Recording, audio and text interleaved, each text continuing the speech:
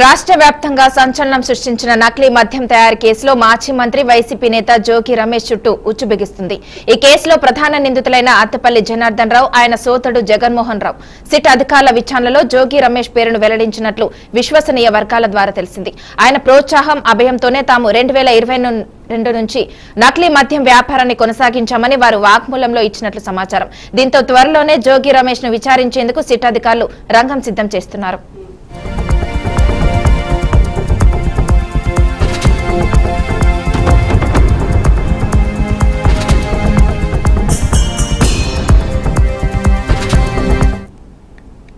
నకిలీ మద్యం కేసులో రిమాండ్ లో ఉన్న అద్దపల్లి సోదరును సిట్ అధికారులు వారం రోజుల పాటు కస్టడీలోకి తీసుకుని విచారించారు. ఇబ్రహీంపట్నం, ములకల చెరువు ప్రాంతాల్లో నకిలీ మద్యం తయారీ కేంద్రాలను జోగి రమేష్ అండతోనే నడిపినట్లు వారు అంగీకరించినట్టు తెలిసింది. కూటమి ప్రభుత్వం అధికారంలోకి వచ్చాక ఈ దందా మూసివేయాలని భావించగా అంతా తాను చూసుకుంటానని మాజీ మంత్రి భరోసా ఇచ్చారని నిందితులు వివరించారు. జోగేష్ ఇచ్చిన ధైర్యంతోనే బెంగళూరు నుంచి స్పిరిట్, ఇతర రసాయనాలను భారీగా దిగుమతి చేసుకున్నట్లు అద్దపల్లి సోదరును పూసగుచ్చినట్లు చెప్పారని సమాచారం. అంతేకాకుండా జోగి రమేష్ తో తమకున్న సంబంధాలు, జరిపిన ఆర్థిక లావాదేవీలకు సంబంధించిన కొన్ని కీలక ఆధారాలను కూడా వారు సిట్ అధికారులకు అందజేసినట్లు తెలిసింది. వీడియో రికార్డింగ్ మధ్య జరిగిన ఈ విచారణలో నిందితులు ఇచ్చిన వాగ్మూలాలను అధికారులు క్షుణ్ణంగా పరిశీలిస్తున్నారు.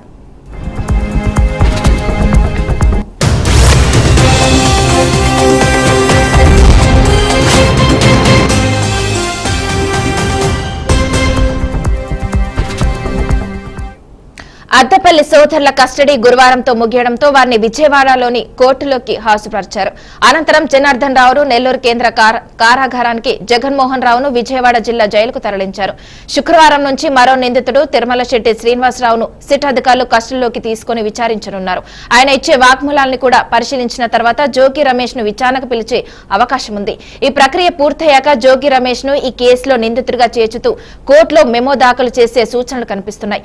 మరోవైపు ఇదే కేసులో చిత్తూరు జైల్లో ఉన్న 4 నిందితులపై కూడా పిటి వారెంట్ జారీ అయింది. వారిని నవంబర్ 12లోగా విజయవాడ కోర్టులో హాజరుపరచాలని న్యాయస్థానం ఆదేశించింది.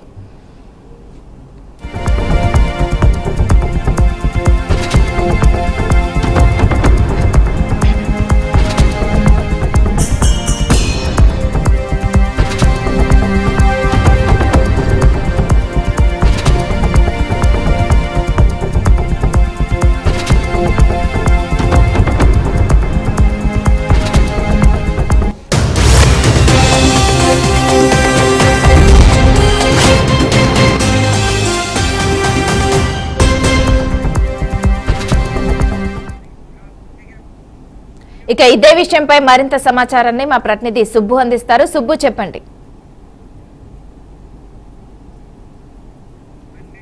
ఏదైతే ఈ సిట్ అధికారులు, ఎక్సైజ్ అధికారులు ఈ జనార్దన్ ప్లస్ జగన్మోహన్ రావును విచారిస్తున్నారో, వాళ్ళు వారం రోజుల పాటు విచారించిన తర్వాత జగన్మోహన్ రావు ప్లస్ జనార్దన్ రావు వీళ్ళిద్దరూ కూడా జోగి రమేష్ యొక్క పాత్ర ఏదైతే నకిలీ మద్యం కేసులో జోగి రమేష్ పాత్ర ఏదైతే ఉందో దాన్ని ప్రస్ఫుటం చేశారని చెప్పేసి కూడా మనకి స్పష్టంగా తెలుస్తోంది.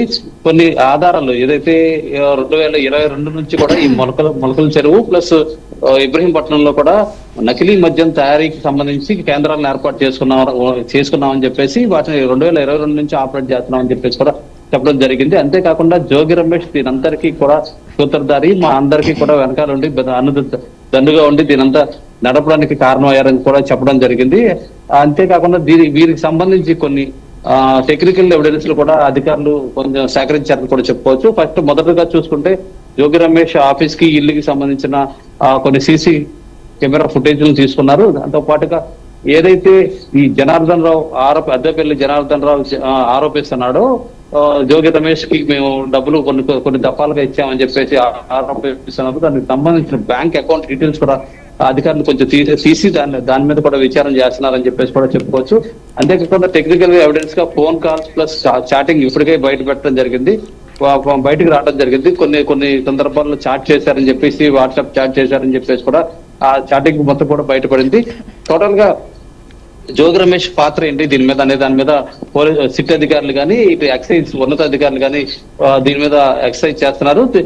విచారణ అయితే స్పష్టంగా ఏదైతే ఎవిడెన్స్ ఉన్నాయో ఆ ఎవిడెన్స్ పోకుండా పూర్తిగా టెక్నికల్ ఎవిడెన్స్ తో ప్లస్ వాళ్ళు నిందితులు చెప్పిన ఆధారాలతో సేకరించిన వివరాలని సేకరించిన ఆధారాలు కూడా వాటన్నిటితో టెక్నికల్ గాను ప్లస్ బేసికల్ గాను వీళ్ళిద్దరు జోగి రమేష్ ని పూర్తిగా కార్నర్ చేయాలి, పక్క ఆధారాలతో పట్టుకోవాలని చెప్పేసి ఒక ఉద్దేశంలో వీళ్ళందరూ కూడా ఉన్నట్టుగా సిట్ అధికారులు ఎక్సైజ్ అధికారులు కూడా ఉన్నట్టుగా తెలుస్తుంది. 2022 తర్వాత అప్పటి నుంచి చేపట్టిన ఈ నకిలీ మద్యాన్ని కుటుంబ ప్రభుత్వం వచ్చిన తర్వాత దాన్ని క్లోజ్ చేస్తామని చెప్పేసి కూడా జనార్దన్ రావు ప్లస్ అధిపతి జనార్దన్ ప్లస్ జగన్మోహన్ రావు జోగి రమేష్ కు చెప్పడం జరిగింది. జోగి రమేష్ అవసరం లేదు, నేను చూసుకుంటాను, మొత్తం మీకు ఇబ్బంది రాకుండా నేను చూసుకుంటానని చెప్పిన నేపథ్యంలో అప్పటి నుంచి కూడా కొనసాగించారని, ఈ నేపథ్యంలోనే బెంగళూరు నుంచి భారీగా స్పిరిట్ నకిలీ మధ్యలో కలపడానికి కావాల్సిన రసాయనాలను కూడా బెంగళూరు దిగుమతి చేసుకున్నామని కూడా చెప్పి కూడా సిట్ అధికారుల ముందు ఎక్సైజ్ అధికారుల ముందు వీళ్ళిద్దరు చెప్పడం జరిగింది. జగన్మోహన్ రావు చెప్పడం జరిగింది. ప్రస్తుతానికి జనార్దన్ నెల్లూరు జైల్లో ఉన్నారు, జగన్మోహన్ రావు వచ్చేసి విజయవాడ జైల్లో ఉన్నారు. వీళ్ళిద్దరినీ కూడా సిట్ అధికారులు తీసుకొచ్చి విజయవాడలో ఒక ప్రదేశంలో ఉంచి వేరు గదుల్లో ఉంచి విచారణ అయితే చేస్తున్నారు.